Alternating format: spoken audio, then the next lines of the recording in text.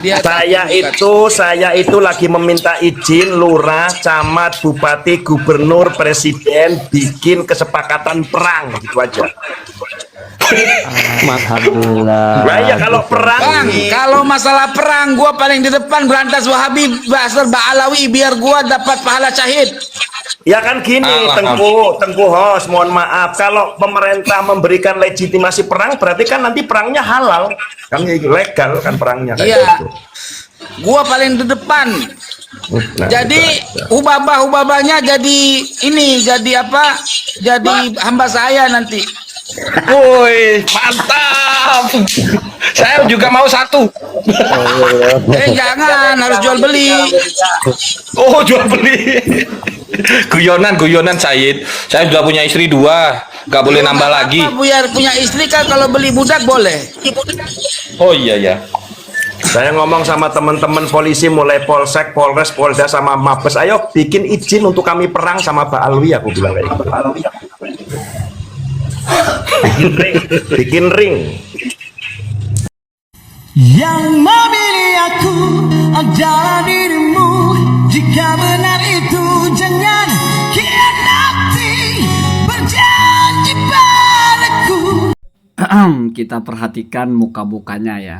Ini orang-orang yang di ruang publik menyampaikan narasi-narasi seperti itu. Yang satunya yang baret merah, entah baret merah ini apa, Kopassus atau apa ya, wallahu alam ya. Tapi sepertinya bukan ya.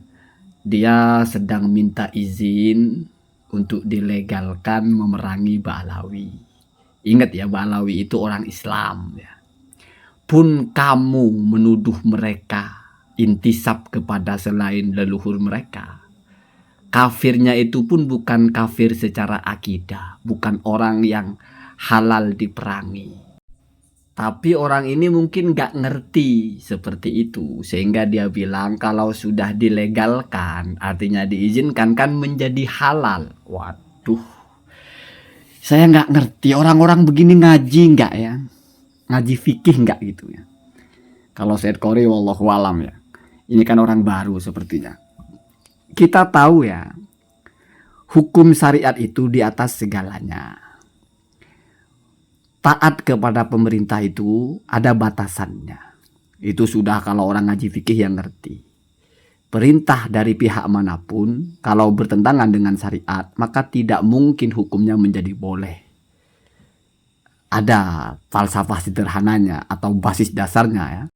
La ta'ata li mahlukin fi maksiatillah. Tidak boleh ada ketaatan kepada perintah makhluk kalau itu perintahnya berupa melanggar aturan agama atau bermaksiat kepada Allah. Jadi misalnya negara melegalkan perzinahan, melegalkan miras, melegalkan pencurian misalnya, tidak mungkin hukumnya lalu berubah, Pak.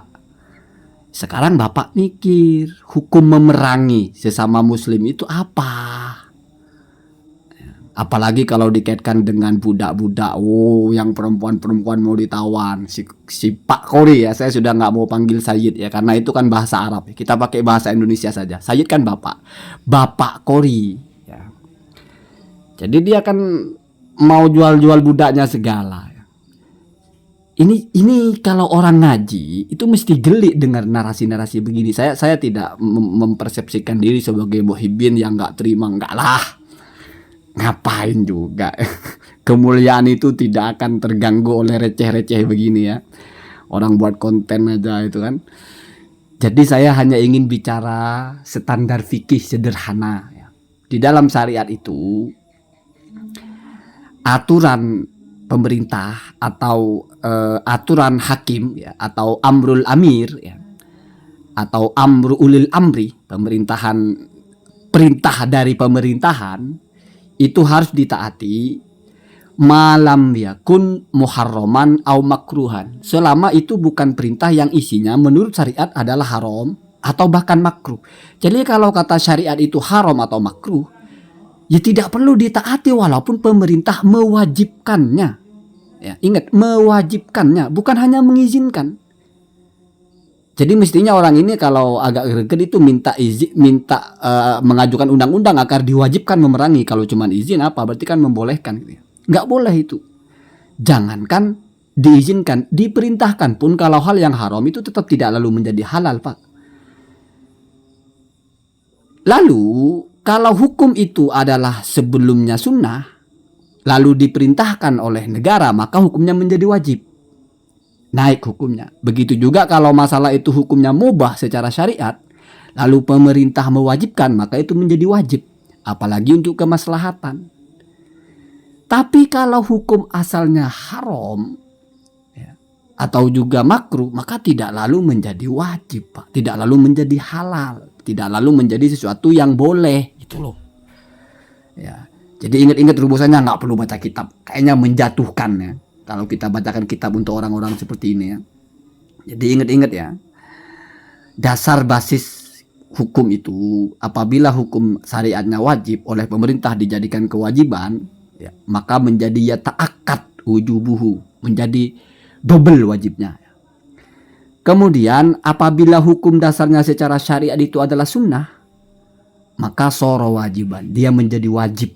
Jadi ada hal yang secara syariat hukumnya sunnah, lalu pemerintah mewajibkan itu, maka hukumnya menjadi wajib. Apabila hukum dasarnya itu mubah, itu juga menjadi wajib. Kalau diperintahkan, bukan hanya diizinkan. Tetapi kalau pemerintah itu mewajibkan sesuatu yang dilarang dalam syariat atau bahkan makruh, itu hukumnya tidak lalu menjadi wajib.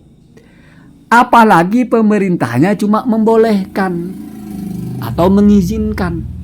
Bagaimana ceritanya lalu bisa menjadi boleh? Ya. Sesuatu yang sudah tidak boleh ya. Jadi ingat, misalnya kamu tanya minuman keras, hukumnya apa? Haram. Pemerintah membolehkan, apa lalu menjadi halal? Ya enggak. Jangankan pemerintah hanya membolehkan. Ini misalnya ya, pemerintah mewajibkannya pun tetap minuman keras itu haram, tidak akan pernah menjadi halal. Apalagi membunuh orang, memerangi, walaupun ya biasanya orang banyak omong begini. Ya biasalah, saya di depan kalau perang, ya Pak. Keluar berdebat, ya Pak. Kita paham lah ya. Ya saya tidak pernah ingin merasa menang dari Said Qori ini, Bapak Qori ini. Jatuh harga diri saya kalau menang dengan dia itu. Lebih baik saya kalah ya. Kenapa? Karena ya begitu ya. Kalau saya menang melawan dia, nanti saya bingung saya menang dari sisi apa. Bacot gitu. Wah, jadi saya terkesan menang bacot dong. Enggak lah ya, kalah aja kalah. Semuanya kalah ya. Dia yang menang ya. Jadi gitu aja ya. Jadi kamu jangan berpikir saya kok nggak terima kalau saya yang bilang saya kalah. Di mana saya nggak terima ya? Bukan kamu yang menyatakan saya kalah. Saya yang menyatakan saya kalah. Kenapa? Karena orang ini memahami kitab aja terbalik. Ngapain saya menang gitu loh. Kan gitu. Orang untuk menang itu kan berusaha keras ya. Karena ada prestis di situ kemenangannya. Kalau melawan dia kayaknya jatuh harga diri walaupun menang ya. Ya lebih baik kalah lah ya. Lalu masalah intro tadi itu adalah gambaran. Memang orang-orang yang cosplay atau lip sync itu ekspresinya itu memang ada yang justru lebih serius, lebih meyakinkan dari aslinya. Jadi kostumnya itu lebih wow daripada yang ahli ilmu beneran gitu ya. Begitu juga cara bicaranya gitu ya. Ya itu kayak tadi itu. Padahal kan lip sync ya, bukan suara dia. Suara aslinya mah soak, nggak akan seperti itu ya.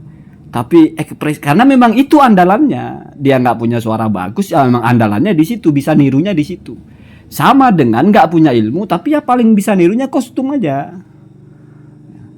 Atau tidak punya kapasitas, tapi ya paling bisa nirunya ya suaranya aja, sok meyakinkan gitu. Dan itu bisa mengelabui orang-orang awam. Kalau kita punya tolak ukur nggak akan hal-hal begini itu dianggap seriusnya lelucon saja ya. Allahumma hadina.